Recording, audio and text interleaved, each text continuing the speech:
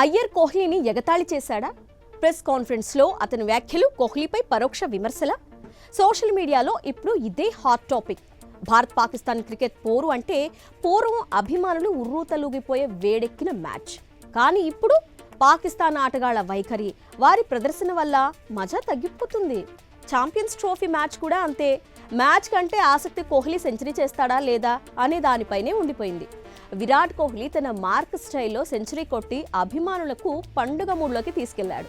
కానీ ఈ విజయానికి మరో హీరో కూడా ఉన్నాడు. అతనే శ్రేయస్ అయ్యర్. కోహ్లీతో కలిసి రికార్డు భాగస్వామ్యం నిర్మించిన అతను గెలిచినప్పటికీ అసంతృప్తిగా కనిపించాడు. మరి ఎందుకు ఈ అసంతృప్తి?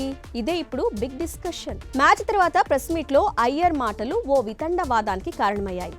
ఇంకా వేగంగా ఆడుంటే ఘన విజయం సాధించే వాళ్ళం, ఎక్కువ ఓవర్లు మిగిలి ఉండగానే టార్గెట్ ఛేదించవచ్చు అంటూ చేసిన వ్యాఖ్యలు కోహ్లీపై పరోక్షంగా సెటైర్ వేసినట్టుగా ఫ్యాన్స్ భావిస్తున్నారు. ఇక్కడే ట్విస్ట్.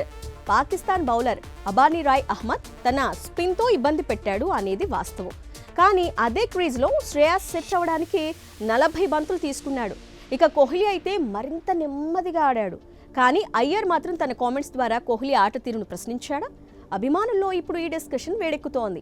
అయితే శ్రేయస్ నెమ్మదిగా ప్రారంభించి తర్వాత తన సహజ ఆట తీరును చూపించాడు. ఇదే సందర్భంలో కోహ్లీ స్లోగా ఆడడాన్ని తప్పుపట్టడం ఎంతవరకు సమంజసం? ఇదే ఇప్పుడు పెద్ద ప్రశ్న. వరల్డ్ కప్ తర్వాత జట్టు నుంచి దూరమైన శ్రేయస్ తన ఆటను మెరుగుపరుచుకుని తిరిగొచ్చాడు. డొమెస్టిక్ టోర్నీలో మెరుస్తూ ఇప్పుడు అంతర్జాతీయ స్థాయిలో తన స్థానం సుస్థిరం చేసుకునే ప్రయత్నంలో ఉన్నాడు. కానీ ఈ వివాదం అతనికి కొత్త చిక్కులా లేక రికార్డుల కోసం కోహ్లీ తనదైన శైలిలోనే ముందుకెళ్తాడా? వేచి చూడాలి మరి.